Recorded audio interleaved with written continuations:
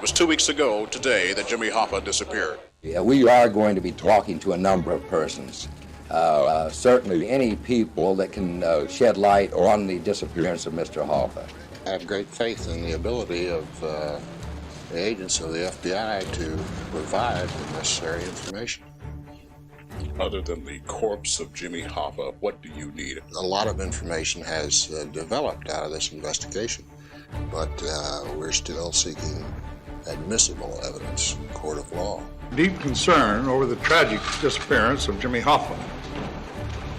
I, too, share a deep concern for him and his family. This evening, James Hoffa Jr. came out of the house for a few minutes to talk with newsmen. He expressed the belief that his father is still alive, he said, because he has no evidence to the contrary. We're going to get to the bottom of this one way or the other. You can be assured of that.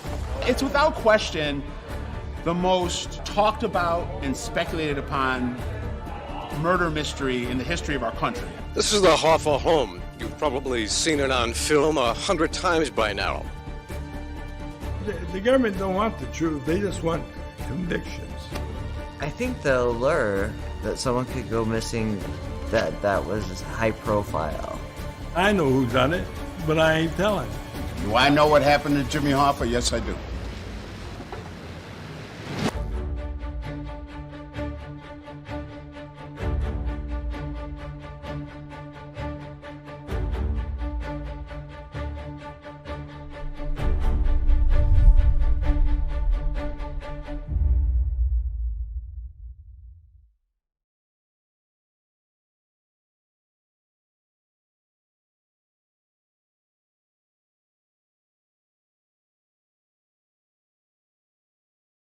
I think very early in the game of dealing with the problem of organized crime and racketeering throughout the United States, it became apparent that conventional law enforcement approaches simply weren't going to suffice. What you have here is a highly sophisticated 365-day-a-year business. Jimmy Hoffa knew that in order to reach the levels of influence and power that he wanted, he needed a boost from the guys on the street. And at the end of the day, he was a street guy. I mean, he came up on the streets. He grew up on a farm in Indiana and came here when he was a teenager. But he was rough around the edges. Could really relate and communicate with rank and file Teamster types, truckers. So he had a similar upbringing to some of these gangsters in the sense that they came from hard scrabble beginnings and scrapped their way to the top, and that was who Jimmy Hoffa was. The Teamsters ascended to the heights they did because of their relationships to organized crime figures, and in Detroit, specifically the Detroit Mafia or the Tocco Zerilli crime family. My family, it started as immigrants coming from Italy, Sicily specifically. Very poor people, very uneducated people, learning how to make a living in an old-fashioned way. You have to understand that these men and the women that started our family came from Victorian-era Europe. So their morals were Victorian style, not necessarily the American style. And a man was expected to act like a man, defend his family, and support his family in any way possible within the constraints of the morals of that time. Up until the time I became a young man, a teenager, I didn't really know what the family business was. I know that we were a little different, and I know that we were treated differently, but I didn't know why, And I do remember times as a child. They were always working on the phones around my grandfather's house. And in those days, to tap a phone, you had to put these little tents up on the top of a telephone pole. Well, me and my brother thought it was a joke. We go kick the ladders down and tell the guys to go screw themselves up in the towers. I always knew that because of who my grandfather was, I was treated a little bit like a prince of the city. I know that's a quote out of a Godfather movie, but that's really the way I was treated. Mr. Joe's grandson, I was always treated politely. I was also expected by my grandfather and my uncle and my father to defend the other Italian kids from any pressure or bullying. I defended them. And that I guess I had a propensity to physicalness. I was a pretty fair athlete. I boxed as a young man, and so I was the one who had to go take care of it. If they bullied somebody, I went and talked to the person that was doing the bullying.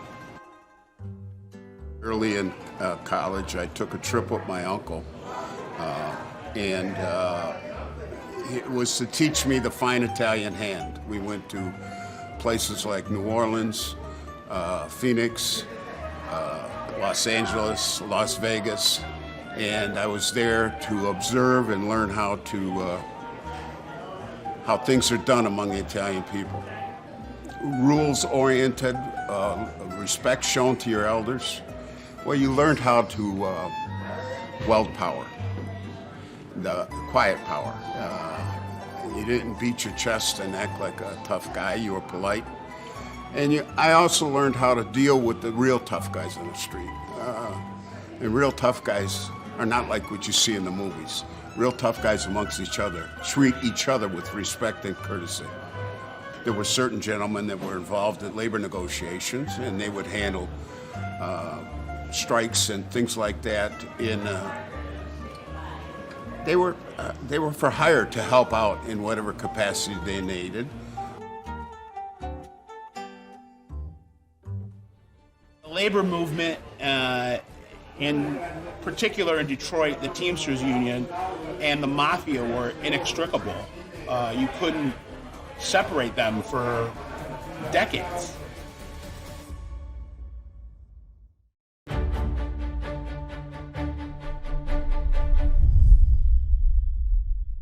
Hoffa's disappearance seemingly has the drivers concerned not only about him, but deep down you can detect a feeling of concern about themselves and the Teamsters Union. But like everyone else, the truck drivers are going to have to wait for definite answers.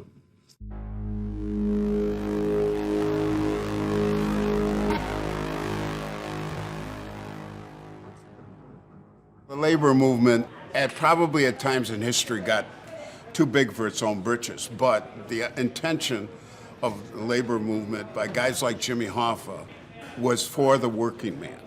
In the mid-20th century, the Teamsters were able to grow to tremendous heights and gain an exceptional level of power by using leverage provided to them by organized crime and the Mafia. 8, 7, 9, 10. I can't even if I can count anymore. I'll tell you a little bit about myself. So I was raised by a mother that was an alcoholic and a father that was a mobster, which is worked off brilliantly because she's used to drinking a fifth and he's used to taking it. You know, like my grandfather always said, blood is thicker than water and harder to clean up.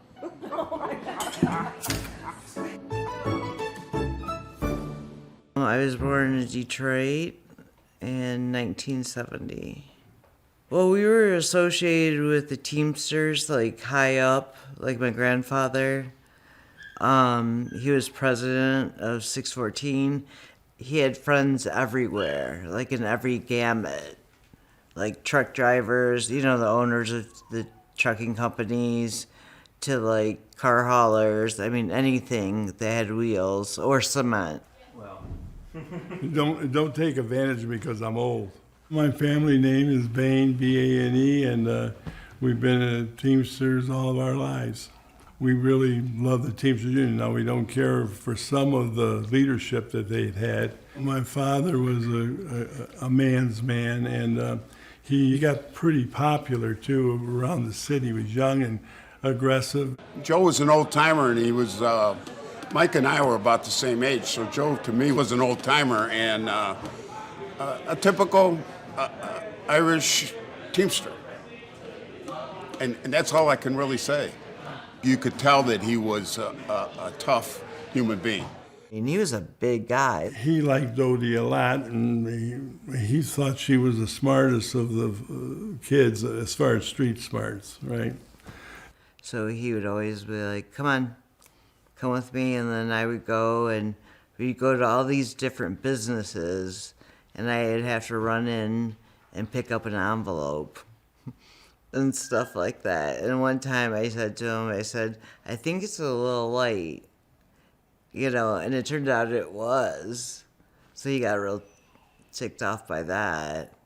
But yeah, like we would spend hours and hours together, and he would teach me things of like, my grandpa used to say, you should have been a boy, you know, because I had some high up people say like, oh my God, she's got bigger balls than most of the men I deal with. Like, he wasn't the warm and fuzzy. He was more instructional. Joe Bain was a Teamsters power broker that was close to Jimmy Hoffa and was eventually tasked with opening up an Oakland County Teamsters local in Pontiac. My dad went to work there, and the local grew quite a bit. And everybody said, that's Hoffa's man, that's Hoffa's man. They were mobbed up labor racketeers that were running a Teamsters outlet in Oakland County in the suburbs. He just wanted to help people, you know, give back. But then there was also, if you mess with me, I'm coming for you. Himself and Dr. Dawson donated a part of the hospital, and it was a big shindig. That's when he slapped Tony Bennett. So Tony Bennett was coming in to perform. He got 5 large to come to that, right? He's there 25, 30 minutes. He's getting his picture taken and everything like that. He tried to shake down my grandpa for another $5,000. He wants another 5. My dad said, that ain't happening. You made a deal, you're going to live with it. And my grandpa smacked him and said, get on stage. You see that picture of my mother and him? He's looking right at my mother and my dad. You see my dad behind him giving the scowl? We're a pretty funny family. We don't take everything serious as we probably should have. Mike liked to play a jokester and a clown, but Mike was deceptive. Mike was a much more intelligent man than he ever displayed in public. I got involved in the union because I loved it. I like helping people. People don't care about you being convicted of something as long as you're doing it for them and the job. Like I tell a group of people, am I a hoodlum, a gangster? If you're on strike and I walk up and knock the shit out of somebody that's crossing your picket line? No. And personally, I was a little taken back. You know, even though I lived through this crap of like, you know, teachers asking me, was that your dad stomping someone? Yeah, and I brought it for show and tell. I did. My dad stomping some guy, and it was the front page of Detroit News, and he's like kicking him, and I'm like, yay, Daddy! Everything that ever happened, they come to see us. It's like they had somebody tell them, go see the Bains, go see the Bains. We're probably the most legitimate group of people. We're not saints, but we never hurt nobody deliberately. They raided the house, my grandparents' house, and I was there, and they all come in with their windbreakers, you know, and guns, and I just turned to one of the guys, I think he was the main guy, and or the point person, and I said, my grandpa says you're just accountants with guns.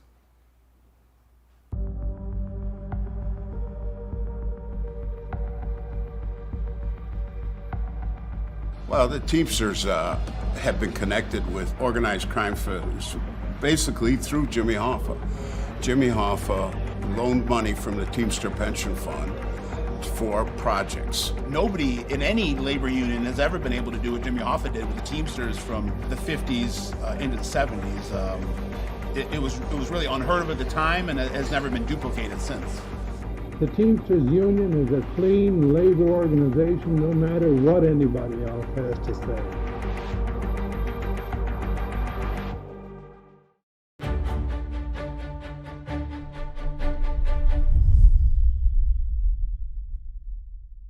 Jimmy Hoffa had a mind of his own. He had a mind like a steel trap.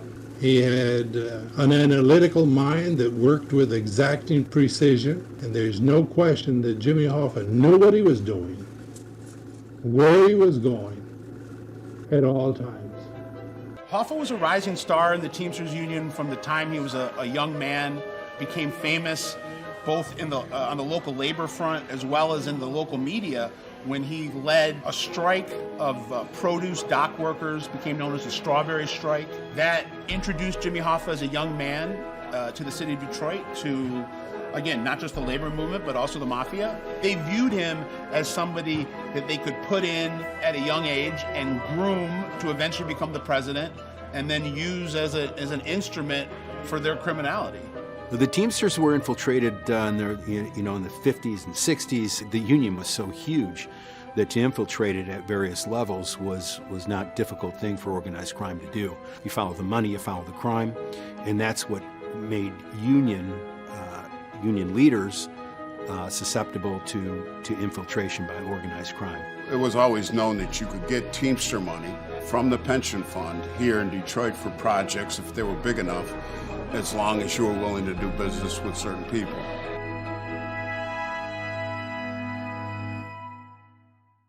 The Detroit Mafia, or the Tocco-Zerilli crime family, cultivated the relationship with Jimmy Hoffa, fast-tracked him into the leadership of the union, and then used him as the leader of the union to get access to the pension fund. And, for starters, they bought and built Las Vegas.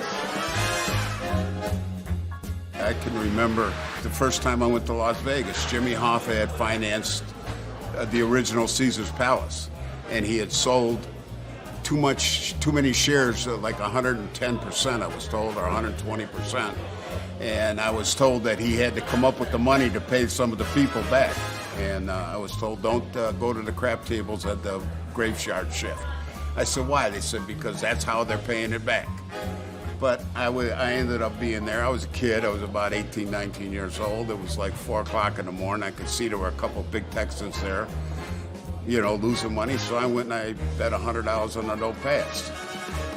And of course, the guy 7'd out. Dice passed to another Texan. I bet 200 on the don't pass. The guy 7'd out. As I go to bet the third don't pass, the guy grabbed me on the shoulder and said, "Novi, you made your pay. Get the hell out of here." I said, "Okay, I'm gone."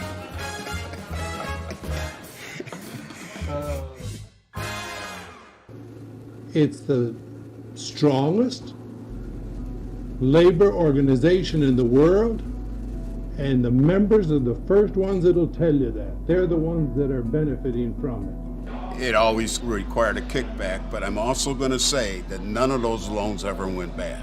Everybody got paid. The pension fund prospered.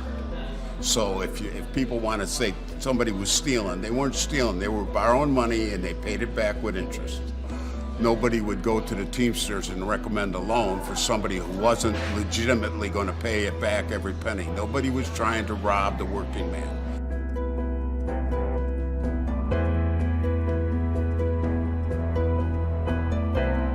They were all creating this landscape of power, corruption, and violence together. There is still a stain. There is still a mark or a blemish that probably won't remove itself for another couple decades, because people are still alive that remember when the Teamsters and the Mafia were synonymous. How about the report that Mr. Hoffa was about to blow the whistle just before he disappeared on someone in the union? Is Hoffa that type of man?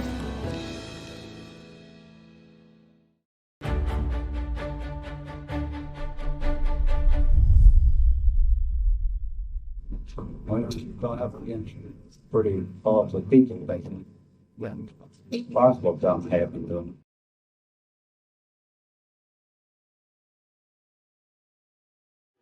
As the union grew, his power grew, and as the power in the union in Hoffa grew, the Mafia grew. Thank you, sir. This man spearheaded unionism in this country. And it worked really well until it didn't. Oh, they were the most powerful union in the country. They could shut down a business. They could shut down. I mean, the Teamsters could shut down interstate commerce, with the flip of a switch. In the 1960s, Jimmy Hoffa could shut down this country with the press of a button. I would say he was a complicated man's man. The guy came from nowhere, and to be as smart as he was, and and he really did care about the working class. He did. He didn't live in no mansion or nothing like that. He lived out there in Lake Orion.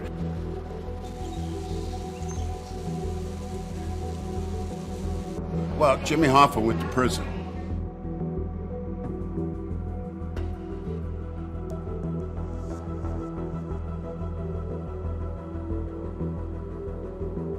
Coming out of prison, he was pretty bitter and wanted to get back in the Union. I guess part of his agreement, part of his commutation of his sentence, I believe, there was a clause that he couldn't participate in union labor negotiation or activity for a period of, I don't remember how many years.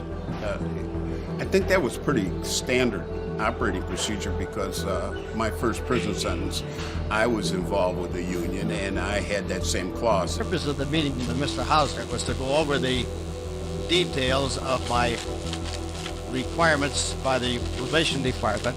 I mean, do you consider these restrictions to be reasonable?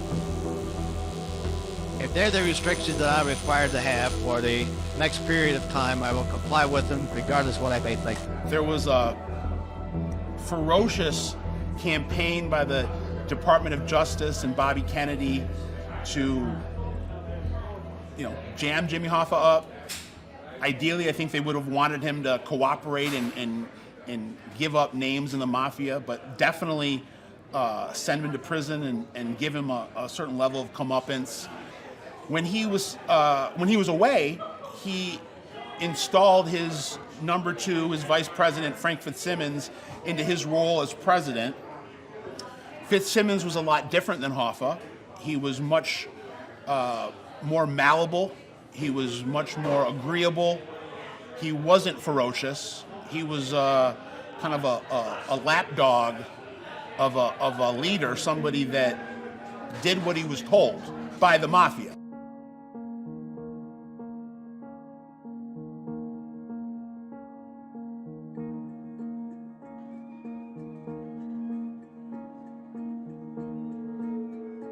He was doing great until he got out of jail, and then the rumors started that he was an informant, and he wanted his old job back. Had he lived, James Riddle Hoffa undoubtedly would have continued his fight to try to regain control. He probably would have won, but he didn't. He didn't get an opportunity to run, so we'll never know.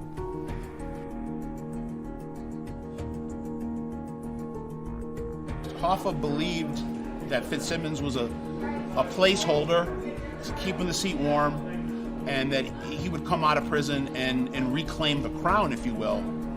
He very quickly learned that that was not in the cards. This incensed Hoffa.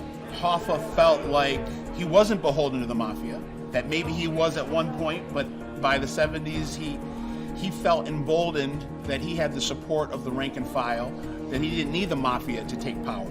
And in some ways, he was accurate. He was right. If Hoffa would have run for president of the Teamsters Union in 1976, whether the Mafia was behind him or not, he would have won in a landslide. The government didn't care if you went early. They really wanted him to go. So did the mob, because he turned on them, became a rat. The person that told me was Chucky. He thought that he called him Dad. He said, I think Dad might have slipped up a little bit. I believe, based on my research, that there was a quid pro quo agreement cut between the FBI and Hoffa. He had made a deal with the government that they would get the ban on him running lifted, and in return, he would give up information on corruption in the union, that he would take back the union, and when he took back the union, he would cleanse the union of mob influence. And you got to remember, getting rid of the Mafia in the union meant getting rid of their access point to the pension fund. which was the golden goose that was laying the golden eggs, and everybody was getting rich off the pension fund. How about the report that Mr. Hoffa was about to blow the whistle just before he disappeared on someone in the union? Is Hoffa that type of man? Let me start by telling you there's no whistle to blow on the Teamsters Union. The Teamsters Union is a clean union. Jimmy Hoffa isn't that type of a man. I think he was looked at as a liability. Hoffa's hubris killed him. Hoffa thought he was untouchable when he was in fact very touchable. So Jimmy Hoffa started that day at his lake cottage in Lake Orion, gets to a restaurant in Bloomfield Township called the Red Fox. He was scheduled to meet 3 people there that afternoon in what was going to be a Mafia-style sit-down. So Lenny Schultz, Tony Pro, and Tony Jack were supposed to be at the Red Fox to have this meeting to ostensibly bury the hatchet and give Hoffa the go-ahead to run for the presidencies. In fact, it was a ruse. It was a way to get Hoffa out in the open so they could kill him. They knew the only way that they would get Hoffa out in the open for him to be kidnapped and assassinated was to tell him, hey Jimmy, we're going to give you a way to get the Union back. And he needed to make amends with Tony Provenzano. Provenzano had all the delegates on the East Coast that Hoffa needed to take back the Union. None of those 3 Mafia figures show up at the meeting. Tony Giacalone and Lenny Schultz are at the South Athletic Club, and Tony Provenzano is at his Union Hall in New Jersey. Hoffa shows up at 2 o'clock, and after about a half hour, 40 minutes, realizes that he's been stood up, or thinks he's been stood up. He goes to a nearby hardware store where there's a payphone, calls his wife, tells his wife that the meeting never happened, that they stood him up, and that he's going to head home now. He's going to stop at the grocery store and grab a couple steaks to grill for dinner. When Hoffa is going from the payphone at the hardware store to his car in the parking lot of the Red Fox, he's intercepted by a 1975 maroon-colored Mercury Marquis. In that car is a hit team that has been dispatched to kill Jimmy Hoffa.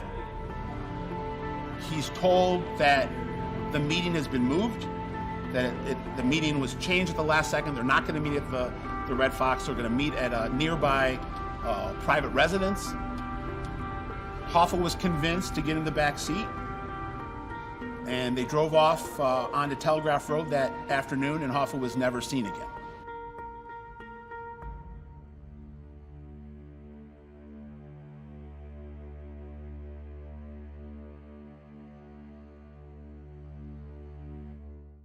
We're getting responses from people who think they might know something, and we can't tell whether they do or not. We've had 2 or 3 good tips, and we've had some crackpot tips. We don't have too much more to report. I understand that there are many, many calls coming into the Secret Witness program, the Detroit News, and that each and every lead is being run down, and some of the leads are interesting, and some are worth following up, and others obviously are not.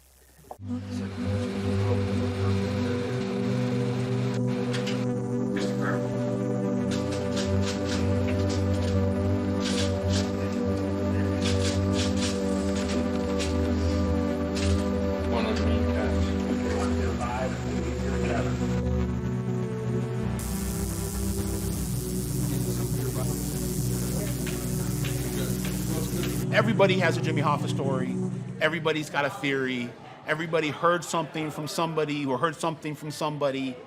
And a lot of these people that come forward with tips that turn out to be, frankly, kind of ludicrous, I don't think they're necessarily trying to scam people.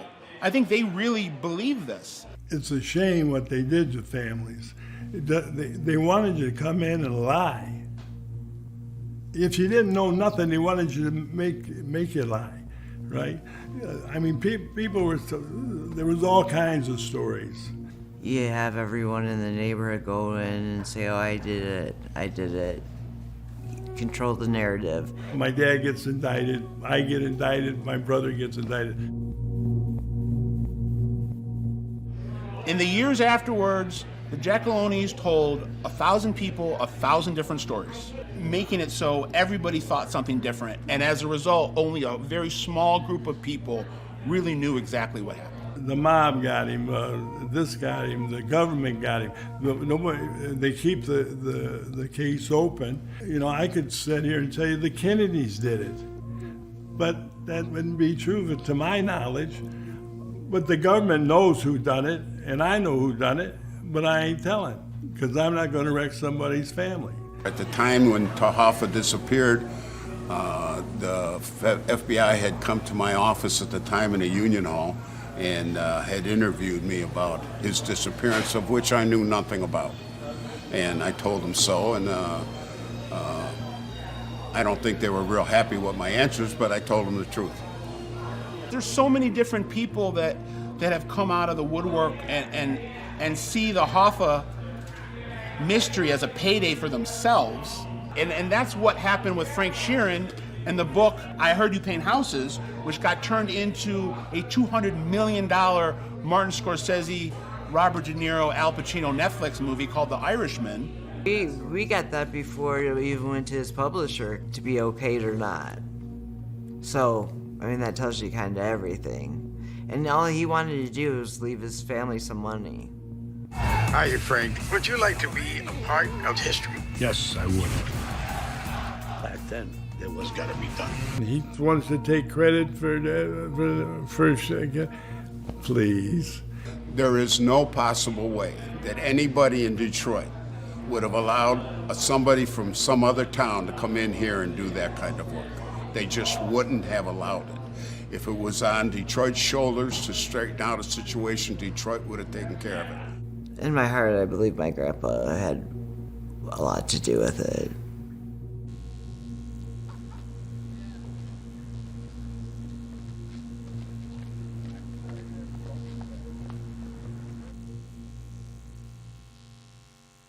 I'm 8.5 months pregnant, maybe 8.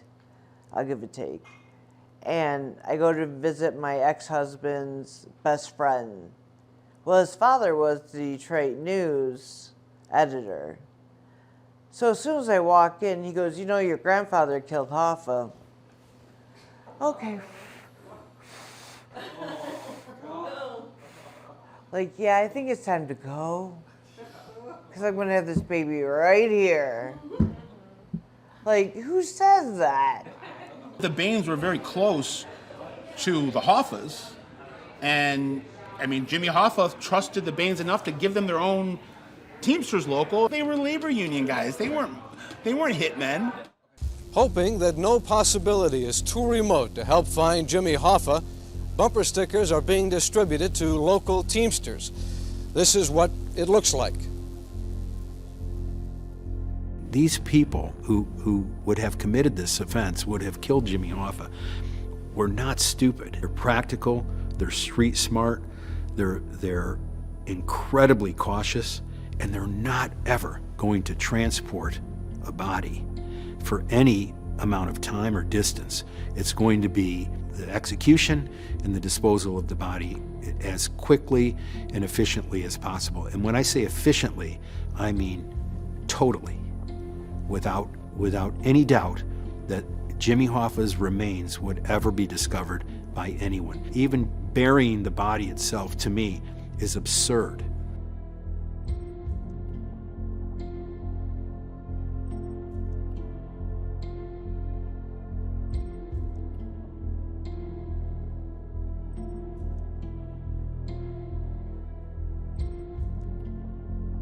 Who's going to take a body all the way to New Jersey?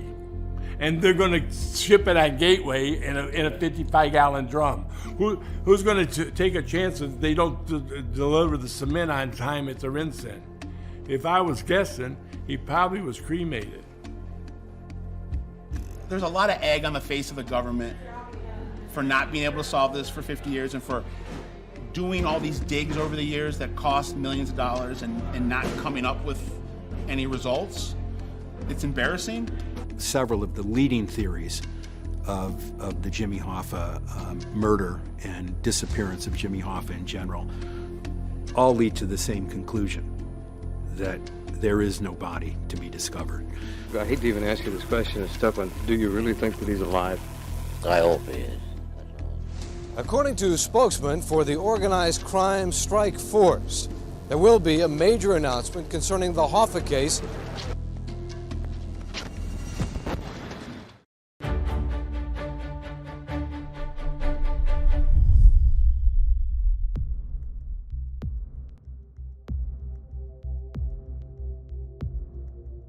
My grandfather had become very elderly and was not functioning anymore as the leader of anything. Dementia had set in. My uncle was away serving a sentence in prison, and things were done here in Detroit that probably wouldn't have been done if either of those two men were around and were still calling the shots. Members from other factions in other cities were very frightened of Jimmy Hoffa. And I think given that the two most prominent men in Detroit were both not functioning as a head, that they were able to convince the shot caller at that time to do what they did. I'm excited to share with you guys what 20 years of research can bring you, and I think it has brought us to a definitive conclusion.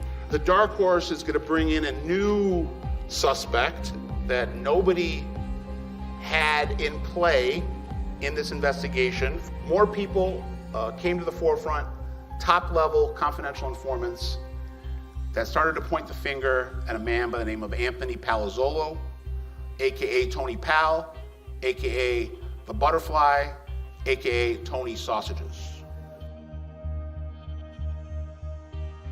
I had never heard Tony Palazzolo's name thrown into the Hoffa conversation. I think, he wasn't really a factor in any of this. Rick was way ahead of the curve. In 1990, I was with the Department of Justice for about 2 years, a little over 2 years. I was in the Organized Crime and Racketeering section in Washington. I got a call from Bureau agents in Detroit. They wanted to meet regarding a circumstance that came up, possibly opening a new investigation, and it was Tony Palazzolo. An individual who was a known enforcer for local organized crime family here in Detroit. I'll use the name Dennis for the RCMP undercover agent. Dennis was brought over across the river to Detroit, and he met with Anthony Palazzolo. During the course of the investigation, at each and every time that the UCA met with Tony Pal, he was wearing a Nagra body recorder. And one of the places that Tony Pal took Dennis to have these conversations, working out the details of the transaction and the future transactions, was a sausage company in Eastern Market. During this particular meeting between the two of them, and it was just the two of them, and no one else was there, according to Dennis, Tony Pal made a startling comment. They walked into the Detroit Sausage Company. Tony Pal was side by side with Dennis. They were walking through. They walked past an auger. Dennis described this as something that was up a couple of steps and broad in diameter, but it was an auger. It was a meat grinder. And Tony Pal told Dennis, "That's where I put Jimmy." I think what he was telling him at the time he said, this is where I put Jimmy, was, look, don't step out of line. I'm a serious guy. You know I'm a serious guy. You know, that I can get things done. Yeah. First of all, when Rick told me the comment that Tony Palazzolo made, he said, I thought it was puffery at the beginning. And I said, sometimes the best way to lie is tell the truth. And knowing Tony, that's exactly what he would do.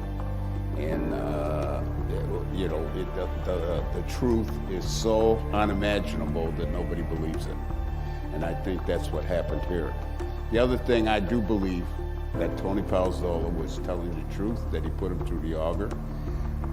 From the lips of somebody that we have talked about here earlier, a man that I knew very well told me, he says, don't worry about it, that little guy's body will never be around. Now, he referred to Jimmy Hoffa as the little guy. Compared to him, Jimmy Hoffa was a little guy.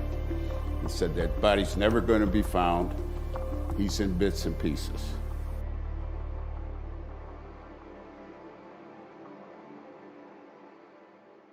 Tony Palazzolo was the killer of Jimmy Hoffa. You know, again, this was not, you know, a lower level person. It was a senior person. Now, I do know Tony Palazzolo. I knew him very well. I knew him all of my life. Tony Pal was a very serious man. And as somebody who was able to have direct contact without raising suspicions of Jimmy Hoffa. And so, you know, this was a tight package and needed to be further looked at and investigated, and it simply wasn't. To get the Bureau to change an opinion of a particular investigation or a case is extraordinarily difficult to do. You have these other agencies very, very fluid in their ability to investigate and turn corners. The Bureau it's more like turning a battleship around. It takes, you know, it takes a lot of effort to get somebody to refocus on something that they've been focused on in one particular way for years. And I think that's why this was discounted. It was on a wire. It was the first, and I think the only time that there was ever a discussion through a law enforcement undercover agent where that kind of information was available. I thought it was a probability, a distinct possibility, that this person was the one who, you know, committed the execution and disposed of the body. I'm much more confident as to who did it, why, and what happened to Jimmy Hoffa. Jimmy Hoffa should have been handled differently. And probably some of the people involved with the Teamsters were not as honorable as I'd like to believe that they should have been. And I'm talking on both sides, within the Teamsters, within the Italians around the country. Jimmy Hoffa had a reputation of being a man that you could speak to, and I don't see why he couldn't have been spoken to. He had a history of being somebody that you could speak to.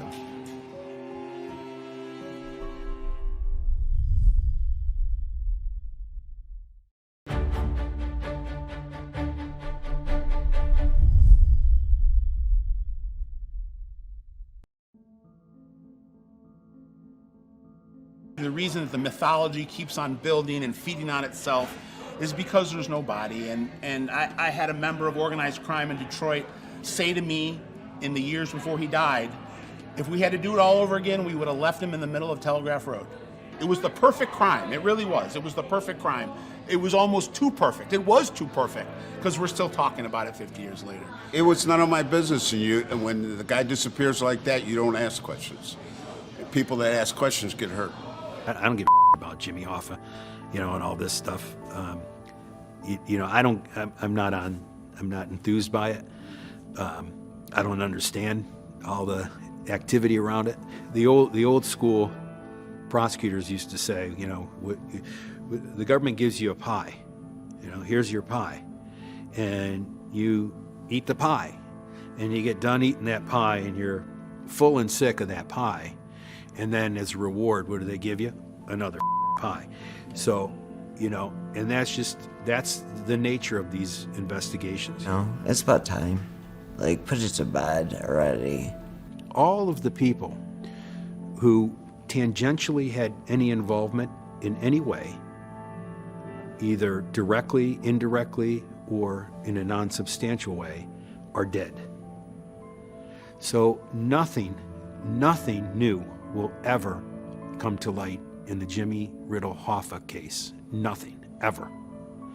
And so to continue on with, pontification and opinions of what may or may not have happened is I think nothing more than entertainment value.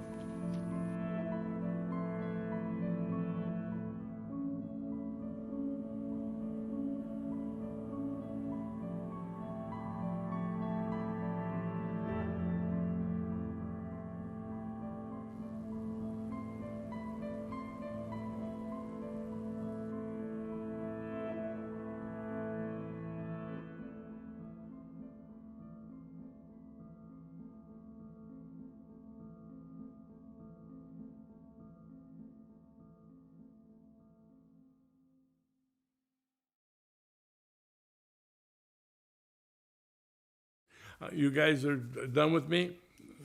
Unless you want me to make up a story, I can always tell you I did it.